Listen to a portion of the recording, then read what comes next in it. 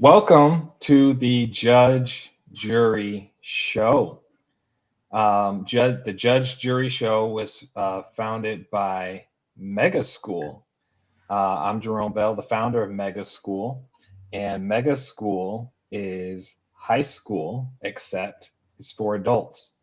So whenever we find ourselves saying, man, I wish I learned that in school, Mega School is the opportunity to learn it right now with other adults. And one of those topics that often comes up is civics. How do we engage in the political system and the government and civics? And the best way to learn is to learn by doing. And I started Third Party. Third Party is literally named, it's a political party, literally named Third Party. And it's not based upon ideology. It is a fail-safe for a dysfunctional political system.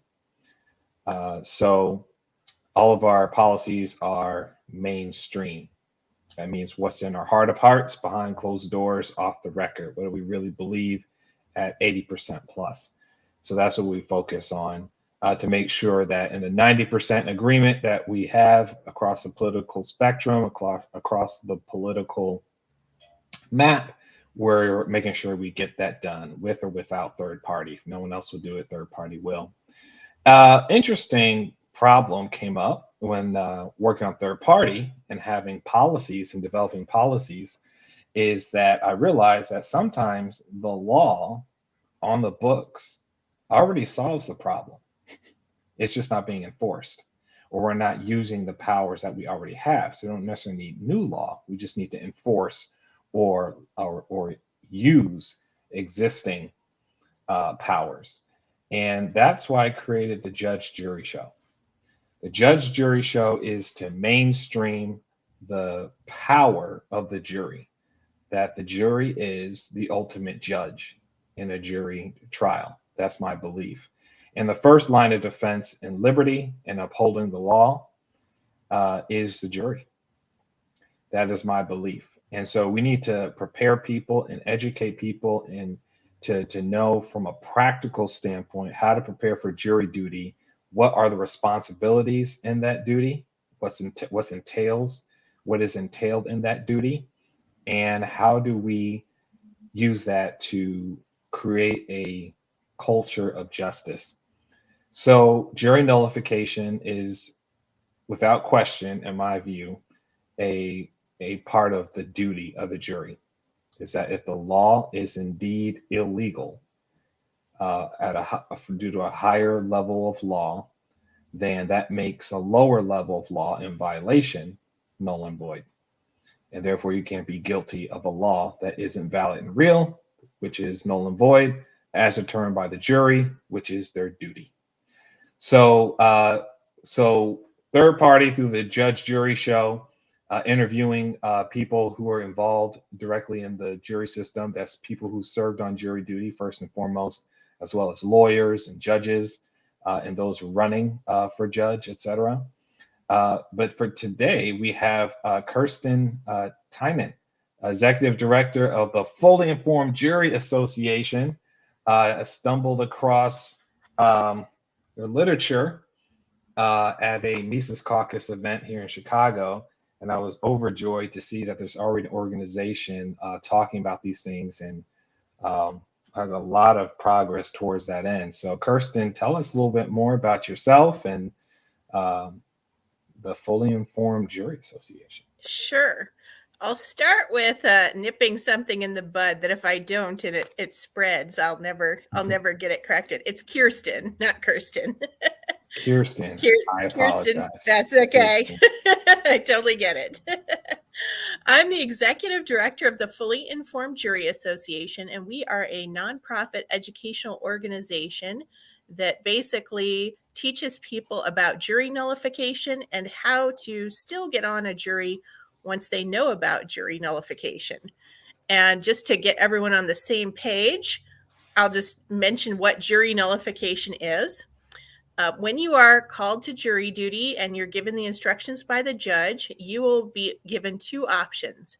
You will be told that if the charge has not been proved beyond reasonable doubt, you must, if the charge has not been proved beyond reasonable doubt, you must vote not guilty.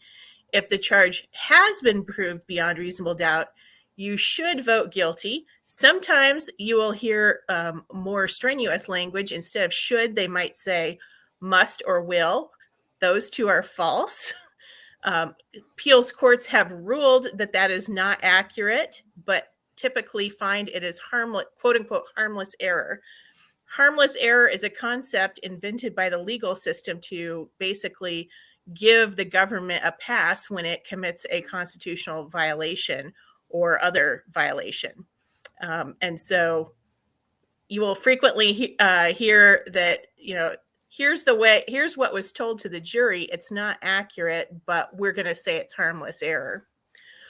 Well, those are not your only two options. In fact, you have a third option, and that is hinted at in the jury instructions when they say you should convict or should vote guilty.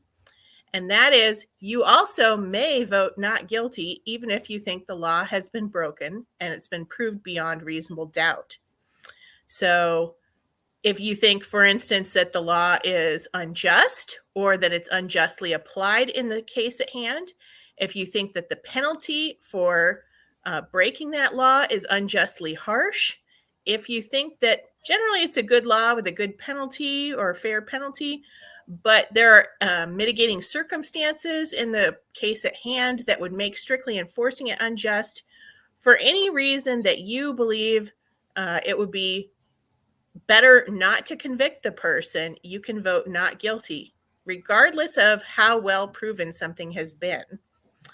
And this is something that still happens in courts today, although judges and prosecutors do their best to hide that from jurors. And that's why the Fully Informed Jury Association exists. If you talk to most attorneys, particularly prosecutors, if you talk to most judges, they will basically do everything they can to discourage people from using it, up to and including lying about it. But it doesn't change the fact that you cannot be punished for your verdict legally, and that a judge cannot legally overturn a not guilty verdict for almost any reason.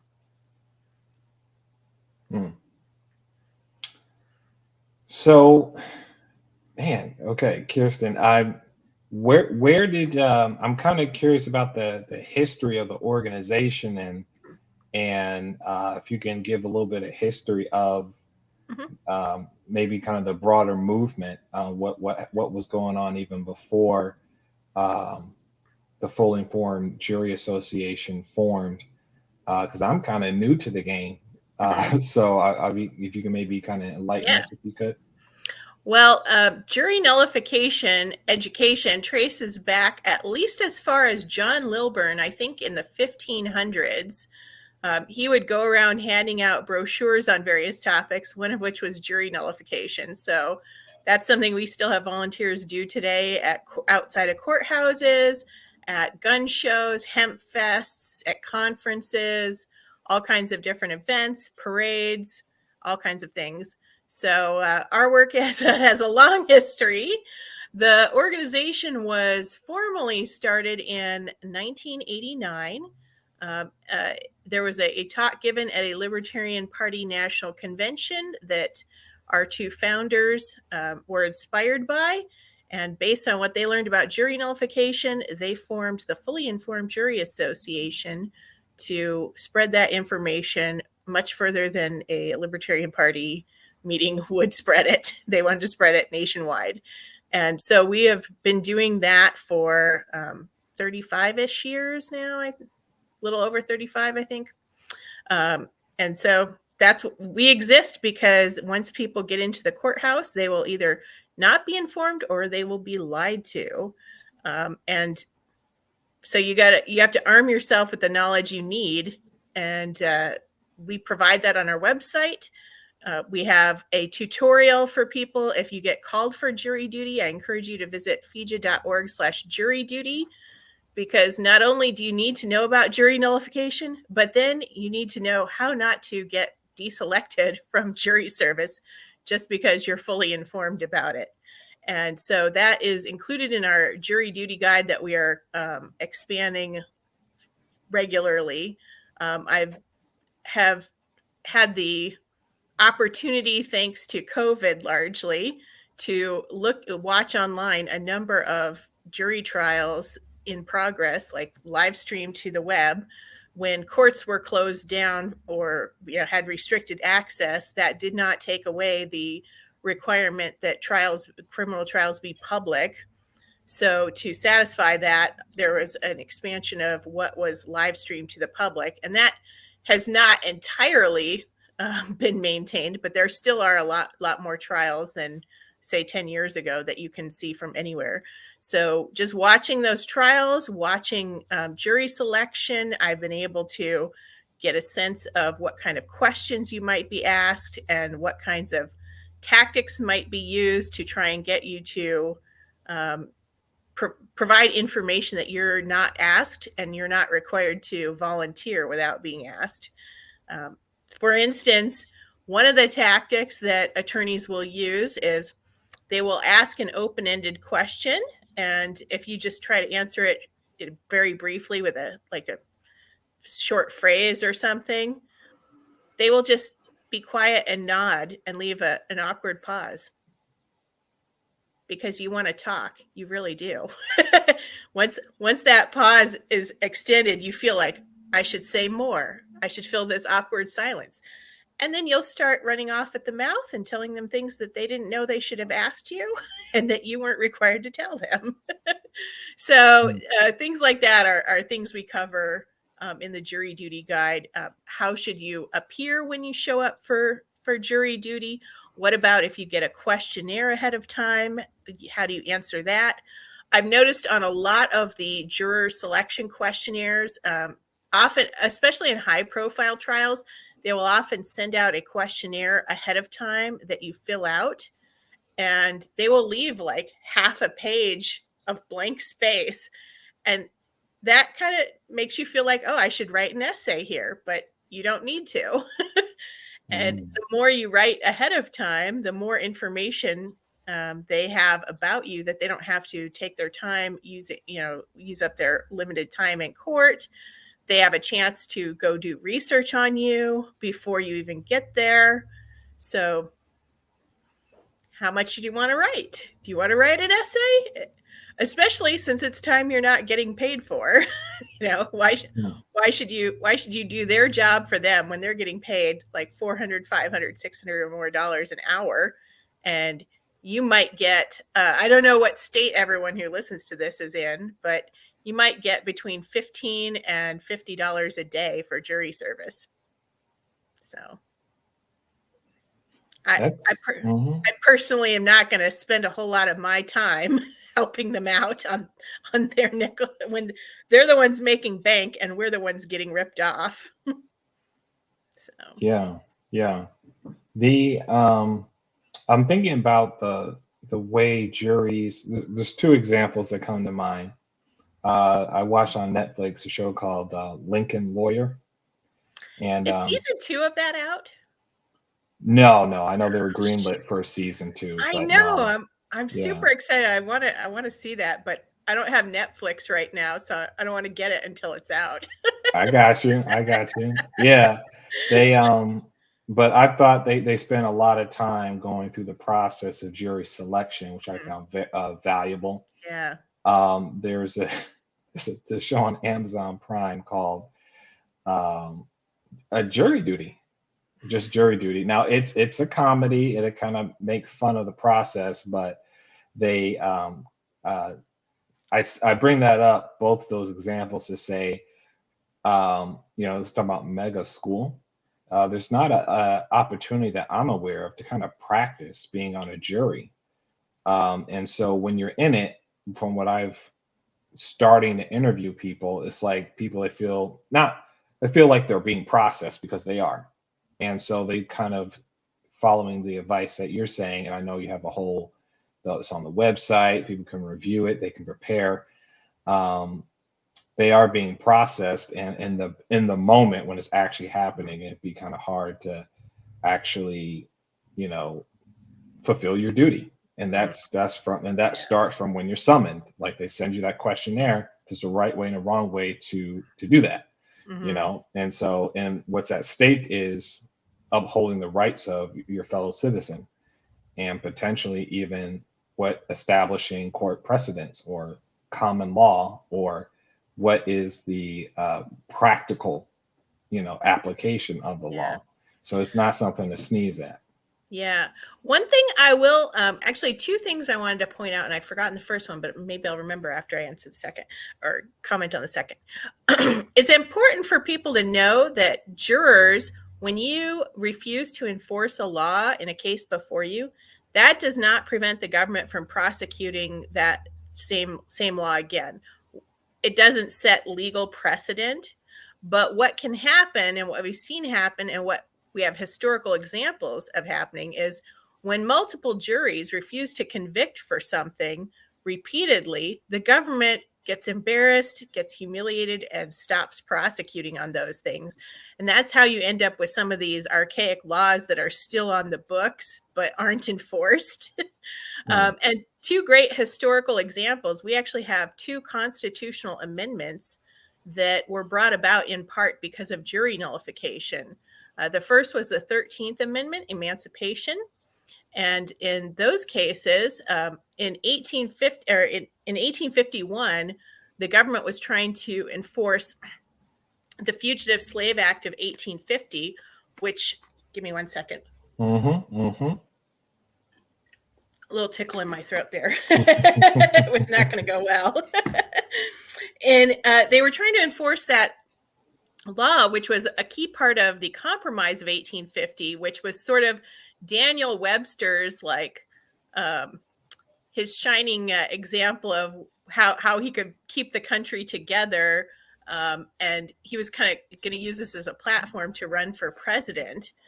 But because Northern juries were repeatedly refusing to convict people of violating the Fugitive Slave Act, he basically was humiliated repeatedly, and guess who was never president? What cases were these? This is something that I did not find a lot of examples of in the literature on jury nullification. So I've been working on filling that gap by doing some research.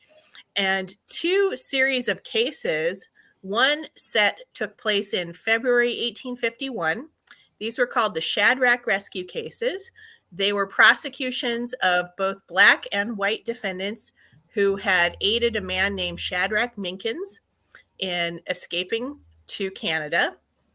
And I can't remember the exact number, but there was more than a half a dozen, maybe 8 or 9 cases that basically juries either said not guilty or they had hung juries and couldn't get convictions. And at that point, they gave up prosecuting. And then later in October of 1851, there was a similar situation in Syracuse, New York, where people were being indicted and prosecuted for the rescue of a man named William Henry Jerry, and they're called the Jerry Rescue cases. And in those cases, I don't recall how many actually got prosecuted. I don't think it was very many, but there were something like 23 people indicted. Only one person was ever convicted, and he actually would have probably done well on a second time around. It was going to be appealed, but he passed away before his appeals process happened. So 1 out of 23 is a pretty bad record. 0 out of, I don't know, 8 or 7 or 8 or 9. I can't remember the number. You're the federal government. You're a person who attached your name to this legislation, and that's your platform for running for president, and you can get 1 conviction. That looks pretty bad for you. And it just became a humiliation for him. And that helped undo the situation that was intended to keep slavery alive and keep the country together. And when that came apart, things continued on from there. The other amendment that came about in part due to jury nullification is the 21st Amendment, which repealed federal prohibition, the 18th Amendment. And again, you'll hear that generally stated, but you won't see a lot of cases mentioned specifically. So that's another area that I've been researching. And oh my gosh, the stories you find in newspapers like the New York Times or the Los Angeles Times or things like that from that era, when you look through the archives, hilarious stories. And I'll just share with you one of my favorites. This was an article in the Los Angeles Times that was the day. It wasn't about the actual trial. It was about what happened to the jurors the day after the trial. A bunch of jurors were called back to court by the judge so he could, just lace them up and down, scolding them for their verdict. Well, what had happened? I thought they did a good job. They were very conscientious. There was a trial. Someone was accused of having some amount of liquor. They listened to the whole trial. They're sent back to the jury room to deliberate. The evidence is sent with them. And they look at it and they're like, well, it's clear. How do we know what that is? I don't really know. I think we should check it out.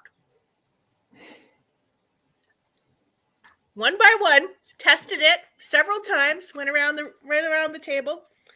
Well, at some point, they realized there was no evidence, and they had no choice but to find the man not guilty.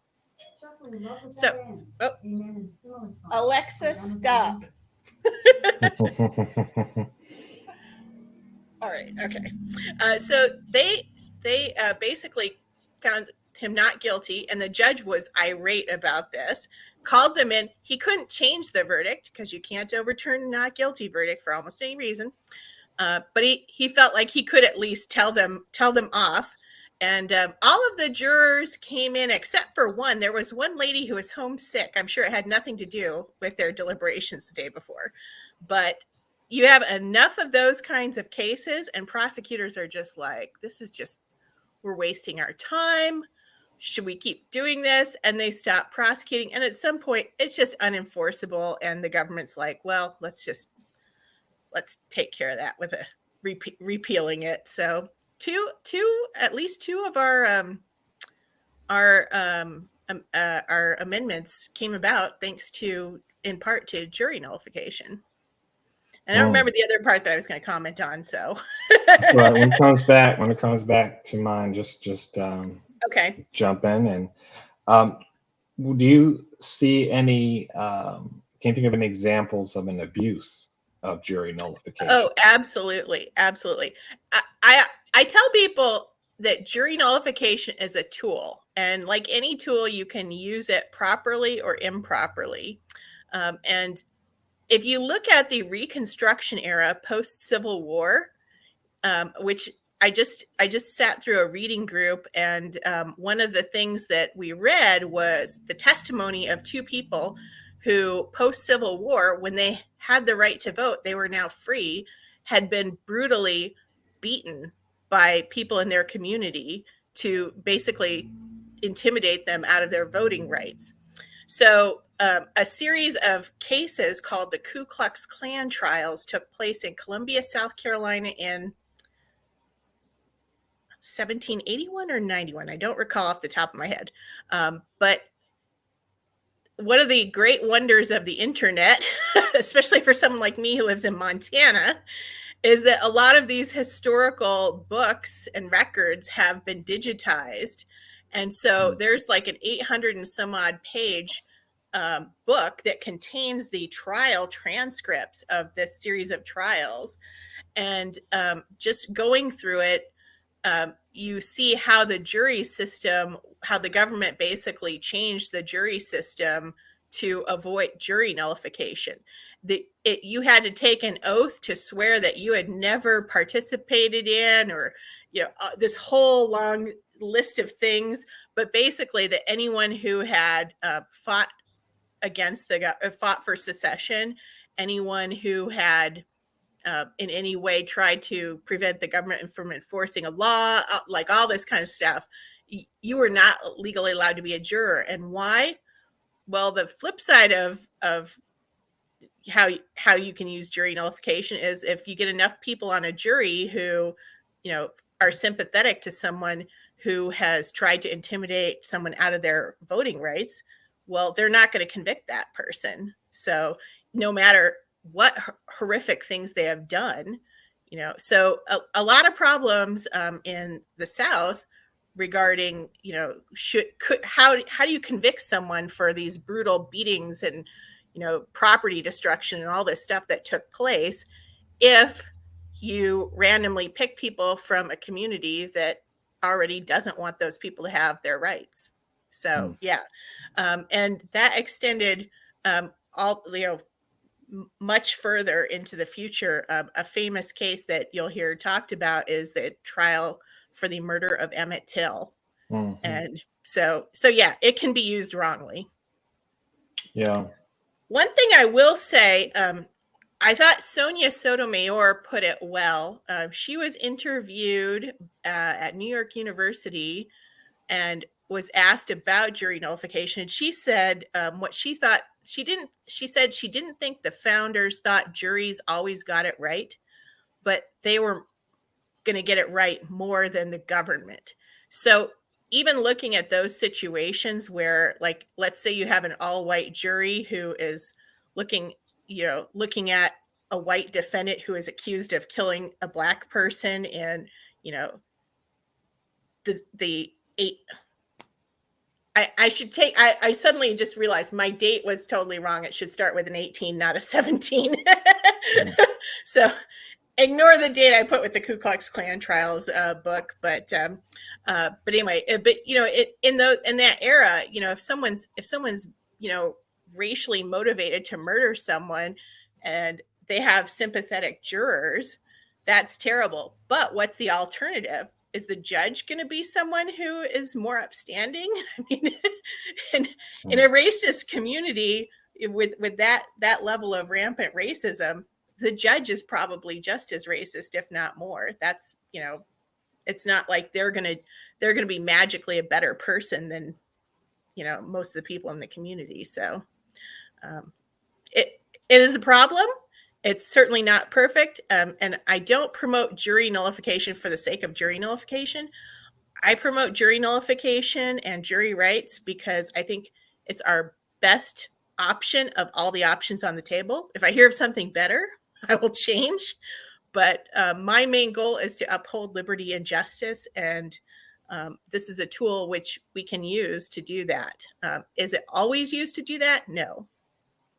But does that mean we shouldn't use it when we can to do justice? I don't think so. An example I would give is that, you can use a car to drive someone to the hospital and save their life, or you can use a car to run someone over. The fact that someone's going to use it to run someone over doesn't mean we should stop using it at all and refuse to take someone to the hospital in it, So. Right. Yeah. And I'm just thinking, if I was, for any case, if I was the one who's the defendant, that's a real power, I believe. I would say it's a matter of fact that the jury has. And I think if we appreciated that, or we're more aware of it, and therefore would appreciate it, I think we would probably start to treat each other a little better too, because we know that, hey, I could be wrongfully accused of something or whatever, or what they call it, targeted prosecution, Yeah. And then if the jury says, we know what the government's up to, and just for the community to care for itself. But then I think knowing that this is how, we are the first line, in my view, in many cases, the first line of defense for justice by way of jury nullification. It's like, oh, well, if we really have that power, let's be a little more mindful of how we treat each other, a little more mindful of how we're educating each other, sharing information, in one way or another, because those things have real impact. And by neglecting to use the power of jury nullification or using it, activating that power. So either way, it can be a lifesaver or very damaging. Yeah. Mhm. There's a book written by an attorney named Harvey Silverglate, and the title of the book is 3 Felonies a Day. And the gist of it is basically that no matter who you are, anyone in this country almost certainly is committing 3 felonies a day without even knowing it. So to your point before about, anyone can be accused, not only can anyone be accused, but theoretically any of us could most likely be convicted of something that we might not even have any idea we were doing, or not have any idea that was against the law. There are just so many things that I think you're exactly right that, we shouldn't just look at it as taking care of the other guy, but beyond that, if we're not going to stand up for someone else, who's going to stand up for us? And there's one person who is guaranteed never to be on our jury, and that I'm never going to be on my own jury. You're never going to be on your own jury. So if we aren't spreading this information, we aren't doing ourselves any favor at all. Wow. Yeah. Kirsten, have you ever served on jury duty? I have not gotten on a jury.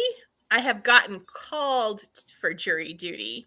And it was, I'm going to tell my shameful story so that you all don't do what I did. But I'm still to this day kicking myself. It must have been like 25 years ago, maybe a little 25 years ago. I was called to, got my jury summons. I was called to a courtroom for a trial. It was a criminal trial. It was very exciting. And how it worked for us is they had the first 12 people sit in the seats in the jury box, and the rest of us sat behind the railing, which I think it's called the gallery, where during the trial normally the public would sit and watch, but as they were picking jurors, they just had all the overflow jurors sit there.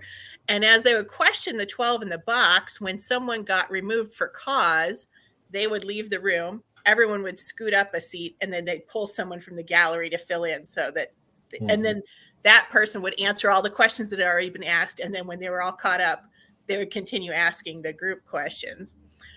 Well, I got in the box.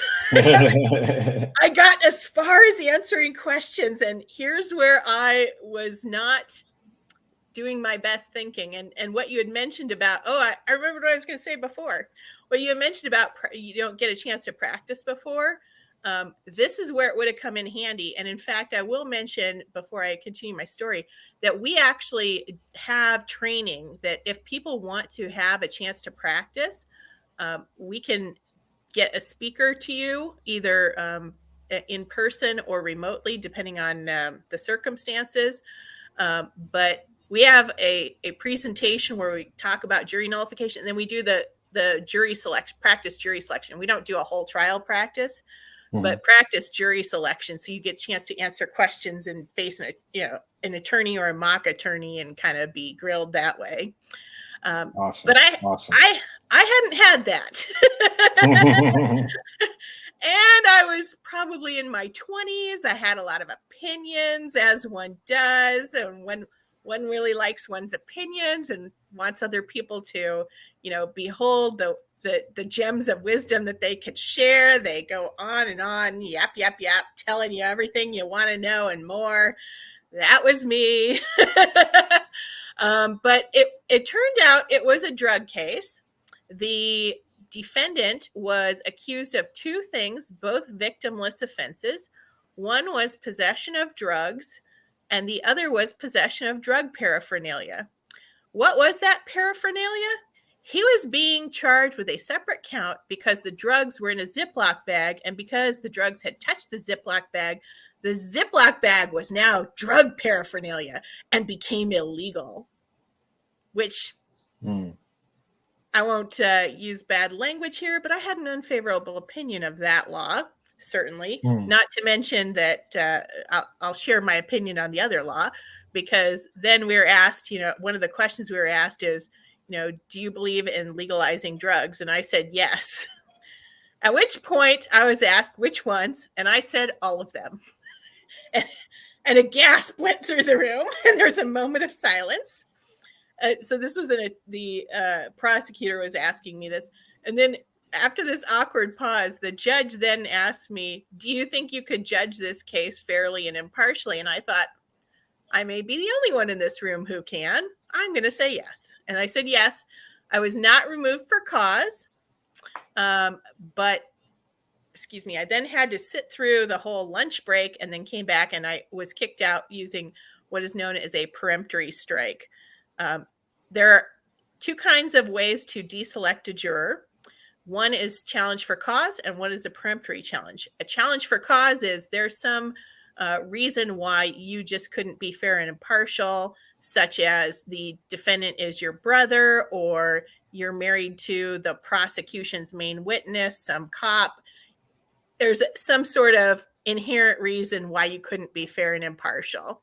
Or maybe you are unable to, you have a medical condition that makes it you unable to, focus for long periods of time, or perhaps you don't speak English and there's no opportunity for translation or whatever. There are reasons that you're considered, that's challenge for cause. But in most places, now with one exception, each side gets a certain number of peremptory challenges that they can use for almost any reason. There are two reasons that are universally disallowed, but there's not really a way to enforce it that's very good. You are not legally allowed to use a peremptory strike to get rid of someone because of their race or because of their sex. Some courts have a couple other additional reasons that fall under that, but there isn't a good way to enforce it, because if the other side says, hey, you just got rid of 3 Black jurors, that's, an illegal reason. All the other side has to come back and be like, well, that one didn't seem to be paying very much attention, and this one, blah, blah, blah, and just make up a reason, and then almost always it will be allowed. So there isn't a really good way to enforce that. So that's kind of an ongoing area of litigation, and things are being done to try and address that, but it is still a problem. But each side usually gets a certain number of those. You don't get an unlimited number. There's no limit on the number of challenges for cause, but there is a limit on the number of peremptory challenges. So you have to pick and choose how you're going to use those so you make the most of them.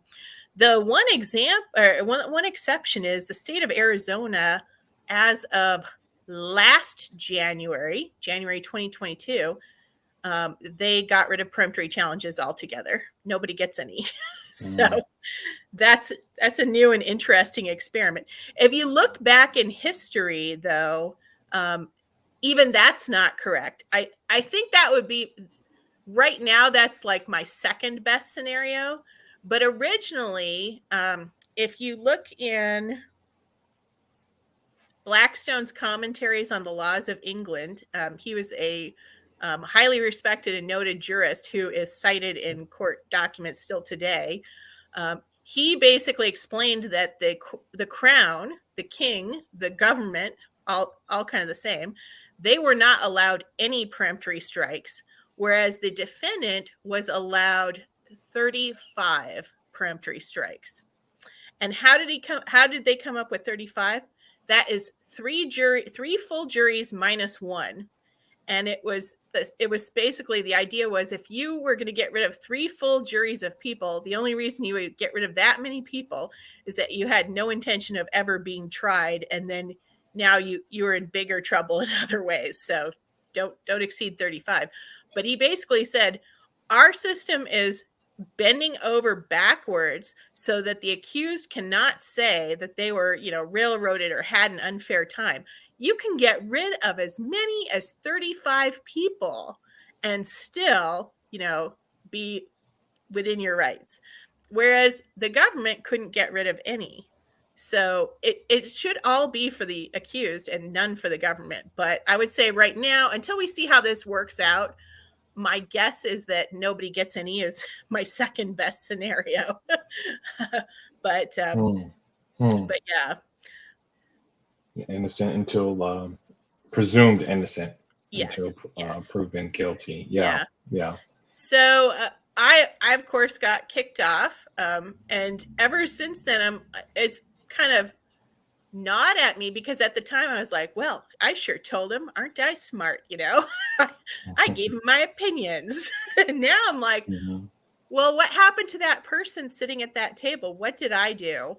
What did I do? If I had maybe answered differently or not been so confrontational as I was, I have thought a lot about it now. And this is one of the things, one of the questions that we have on our website with possible answers. If someone asked me now, do you believe in legalizing drugs? One thing is you don't have to answer a question with the kind of answer that they want. You just words have to come out of your mouth. So, Okay. yeah. So Okay. I might say, like, isn't that against the law? Or, maybe I would say that's not really something that comes up a lot in my day-to-day life. Or I would say, like, do you mean with a prescription or just play dumb? Or, you can answer a question with a question. But there are a lot of ways you can kind of answer those things truthfully, but more neutrally, so that you don't give them information that tips them off that they should get rid of you. And I certainly wish I had done a better job then. And I hope people will do a better job now because they have heard what a terrible job I did. Oh. But yeah, so So that you wouldn't be in contempt of court for not answering it the way they want you to. no, that's yeah. If you like refuse to answer questions or something like that, yeah, you'd probably be in contempt of court.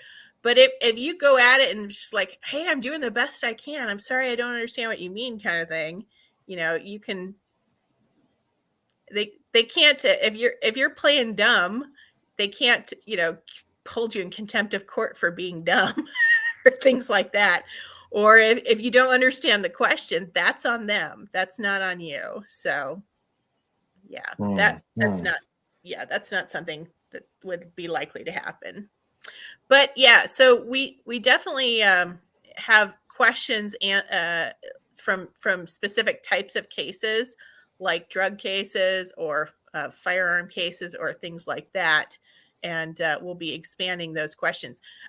The section of our guided jury duty where you can go through those questions, the point isn't to read through them and memorize all the answers. The point is that it'll get you in the state of mind so that you can answer things more truthfully or truthfully, but more neutrally than you might otherwise be naturally inclined to do. Because, you know, for the most part, people want to get along with others. We want to be helpful. We want to cooperate. Um, and even those of us who don't want those things, if you don't want to cooperate, if you're hostile to something, then you really want to be belligerent and whatnot.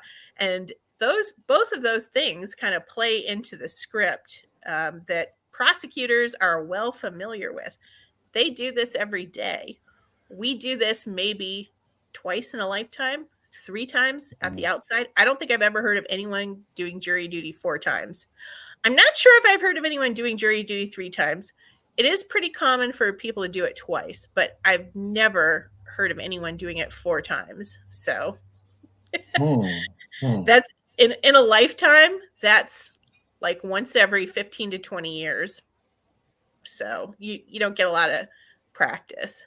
But in their careers, they have a ton of practice. They know exactly what they're doing. So So as you say that, I'm gonna really reflect on that because I think the practice is valuable, right? If we're talking about well, yeah. in mega school, we're about 3 principles being reasonable, fair, and practical. So if we're talking about being practical, part of it is a judge jury show is to expose people to real lived experiences, Mm-hmm. to people who are professionals involved in the process. And even as I discovered, um, the Fully Informed Jury Association, it's like, okay, now there's organizations out there apparently, that are working on this. So, that's part of the being practical, is taking one baby step at a time to figure it out. Mm-hmm. I want to play around with the idea of doing practice of pieces of this, because I think Mhm. that could be very valuable to people. Yeah. And I'll speak for myself, it would be valuable because if you never practice something and it's Mhm. go time, that's not ideal. It's like, Yeah. as we talk about, mega school or like any Mhm. learning platform, it only makes sense to at least do a Mhm. mock or a Yeah. practice, Yeah. scrimmage, of Right. something. So I definitely am gonna see if maybe we can incorporate that somehow Yeah. with the judge jury show. I mean, probably at a bare minimum, Yeah. leveraging what you all have Yeah. through your program. So that's really cool that you shared that with us. Yeah, if you have a Um, bunch of people who wanna do the exercise, I will round up a volunteer attorney or mock attorney, and we can do that on Zoom. That's I think I've done it in person once, okay. but other than that, we've always done it on Zoom. So happy to do that. It's helpful to have a big group of people, not like 100 or something, but like 20 or so would be good, so that you have enough people where they can see not just like how it worked for them, but what other people's answers were and why those were or weren't helpful. So Okay. So I yeah, need a group of 20 participants to would 20-ish. be Yeah, ideal. I would say 20-ish people who are not just watching, but actually would, go through the mock Right. jury Right. selection. So Okay. I would say we could do it with as few as 6, but that was not ideal. Okay. We've done it a few times, and you just kind of get a feel for what works better. But yeah, in 20, that 20 range. Yeah, participants yeah, thereabouts. Okay. Yeah, I'll definitely very interested in doing that as again practical learning, mm, practical education for mega school, and we could again just do it on the judge jury show time slot. yeah, yeah. That'll be awesome. Man, it's so amazing. Like you you try to figure out one little piece, and then you go down the rabbit hole of just the law and what is it, and jury nullification, and but that's what life is about, one baby step Right. at a time. And that's super cool. Um, any other things you want to share with us? Yeah. I will say I listened to parts of your previous podcast, and your second guest. I had a number of things that I disagreed with about. Okay. Okay. um, I think she was or is running for judge, which I think kind of Mhm. tells you something about which side of the debate she is on and why. But she basically was telling people that you can't judge the law, that you're not allowed to. I don't know if she used not allowed, but she said you must convict even if you disagree with the law. You need to tell people if you can't follow the judge's instruction or follow the law Mhm. as the judge gives it to you so that you can get removed. I disagree with all of that. The whole point of the jury, we're not there to mete out, like, just basically rubber stamp, the government's prosecution and then make sure people go around getting punished. We're there to stand between the accused and the government and basically protect their rights and ours at the same time in the process. And if the law is wrong, I hope people do their best to get on the jury. You do need to be truthful in answering questions, but you can, as I said before, you can frame them neutrally. You can avoid giving away information that you're not asked for, etc., and maximize your chances of getting on the jury. And once you're on a jury, you should do what's just, not what the law says if the law is unjust. The whole point of the criminal legal system is to uphold justice. It's not to compromise justice so that we can uphold bad laws. So keep in mind that the highest goal there is justice, not strict application of the law. And you are well within your rights to vote not guilty for any reason you want. Keep in mind, though, that she's maybe going to be a judge someday, and judges who are already in those seats will remove you from the jury if they get word, even as late as deliberations, that you are considering voting not guilty for some reason other than that you have reasonable doubt. So when you're deliberating, don't bring up jury nullification. Don't be talking about judging the law. Your best strategy is stay on the jury, because you're probably the only one on that jury who is going to be willing to engage in jury nullification, but don't mention it. Think of other things you can say. You can be removed from the jury if you refuse to deliberate or if you're causing, trouble in the jury room, but you can't legally be removed because you had reasonable doubt. You can't legally be removed because you disagree with the others. And even if the judge, if there's a hung jury situation where you can't all agree guilty or not guilty, that's called a hung jury. The judge may bring you out and give you more instructions that strongly imply that you have to come to a conclusion altogether. That is not true.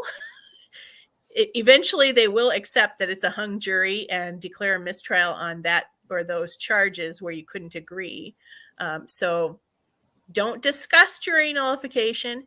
Deliberate in other ways. You can actively participate by asking questions of your fellow jurors, by actively listening.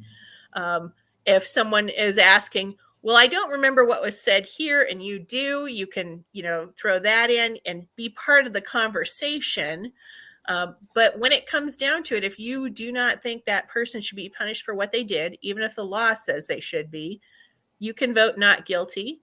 And if you don't have to explain your vote to the judge or anything like that, we have what's called in this country, we have what's called a general verdict, where you just say not guilty or not guilty. You don't have to say, well, I thought he did this part and this part, but he didn't do that, so not guilty. That's you don't have to get into detail. You can just say, you know what, it's not sitting right with me. I can't vote. I can't vote to convict, or in my heart, I just can't convict this person. It's not all, the whole story isn't there for me to do that. Make general comments without getting into details. Again, as with the jury selection part, you don't have to, answer people's questions the way they want you to. You can answer generally or things like that, or just say, something's just not right for me. I just can't convict. I'm just not there, And if you do see a reason why there's reasonable doubt, even if it seems like maybe not super reasonable doubt-ish, mention it. Mention it and say, I have a reasonable doubt because, I just didn't feel like this witness was necessarily telling the truth. I didn't feel confident in their testimony or something. You can say that. Reasonable doubt is a very high standard.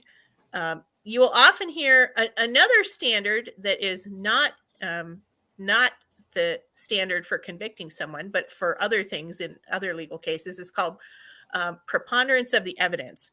And you'll often hear that described as basically 50% plus just a little more, some tiny minuscule more, just over 50%, no matter how little. Reasonable doubt isn't like that. They can't kind of describe it with a number. It's largely in fact, I would say entirely at your discretion. It's basically, maybe you are not 100% confident, but you can be very, very, very, you can demand that it be very, very, very close. And the language that they use in jury instructions to describe reasonable doubt is all qualitative, not quantitative. So it's really your interpretation of what that means. It's up to you whether or not there is reasonable doubt. So if you can express that you have a reasonable doubt, that's up to you. And they can't legally remove you for that purpose. So if that's something you can do, that's something I will typically encourage people to bring out in discussion, because that really helps protect you from getting removed from the jury. And I do want to be clear, even if you get removed from the jury, that's not a punishment to you. You can't get in trouble for it, as in like legally punished for it. The worst they can do is remove you from the jury. I should say the worst they can legally do is remove you from the jury. And the last time I actually heard of anyone even coming close to the court trying to punish them for this, basically I've heard it twice in my entire life. I can only think of 2 cases where a juror was threatened with getting punished for it. And in both cases, one, they quickly dropped the government quickly dropped the matter when they realized that they were just educating the public about jury nullification because it was becoming a newsworthy thing. Mm-hmm. And the other one, she was actually held in contempt of court and it was overturned on appeal. So she won. And that has not, I don't think it's besides those 2 cases, it's like courts know that it's not legal to punish someone for that. So it's a vanishingly small possibility. This is something that if you get on the jury, you're pretty well protected. Now, you can get in legal trouble for doing things like if the judge says don't do any outside research and you do, you can get trouble for that. Legal trouble for that. You can get in legal trouble if you're lying to the court about stuff. That's why we stress truthful but neutral. But you can't be punished for your verdict, no matter what your reason for it. So, Kirsten, final question. You're summoned for jury duty. Mm-hmm. I'm the lawyer. I asked you, Kirsten, what do you think about the judge-jury show? I would be like, oh, is that? I'm not sure what that is. Can you give me some more details on that? I think I might have heard of it, but it's not really coming to mind. Now, this might be, I'm assuming we're like 2 or 3 years down the road. If it's tomorrow, that would be different. But one thing I will say is time really does a number on your memory. You may not have a whole lot of details on stuff. If you're asked questions about, do you know anyone who's ever had a bad experience with police or something? I'm like, I mean, probably I have, but do they come to mind right now? I mean, that's not something I'm constantly like taking an inventory of or something. So yeah, if I was asked tomorrow, that would not be my answer, but just assuming our hypothetical jury summons. Yeah, if you're asked tomorrow, what will be your answer? If it was tomorrow, I hope I'd have something for that, but I'm asking you right now. I know. This is why you got to practice. Ask me again. I think I've got this now. Kirsten, tell me, what do you think about the judge-jury show? What's the judge-jury show? It's a podcast. They interview people who served on jury duty and understanding, the fullness of it. And it's been, So that have you watched the judge-jury show? Are you familiar with it? Now that you mention it, yeah, I am familiar with it. It sounds very educational. I think I saw part of the first episode, and there's just someone who had been on jury duty kind of walking through the process. Oh, you're good. See, because you didn't mention the second episode. or the third. I'll get you next time, Gadget. I'm the kind of person here that I'm terrible in being put on the spot. That's why I got to practice ahead of time. Mm-hmm. But I didn't take much practice. If that had been sprung on me in the moment, that would have been bad for me. But just with a little bit of practice now, yeah, okay, I could see how I need to have something like that prepped. In fact, one of the questions, it's not quite the same, but one of the questions that is common is you'll have attorneys who are like, so if you watch like Law and Order or something like that, which side do you root for, the prosecution or the defense? Like, fortunately for me, I don't own television. I don't think I've ever seen Law and Order, but that's something a lot of people have seen that. How are they going to answer? Maybe they say something like, oh, well, it would depend on the case and, what's going on and that sort of thing, which, okay, could go either way. Maybe you happen to really like the defense more almost all the time or something, but you don't have to say that. You could just say, well, it depends on the case, and that could be true, but not necessarily help them with what they want, which is to find out if you're on our side or their side. You know? Yeah. So Well, Kirsten, it's been fantastic. How can people reach you, contact you? What yeah. plug yourself? This is your time. Okay. Our website is FIJA for Fully Informed Jury Association.org. My best two quick links, if you just need information fast, FIJA.org/jury duty is our jury duty guide, and FIJA.org/FAQ is our frequently asked questions. We are on Twitter at FIJA National.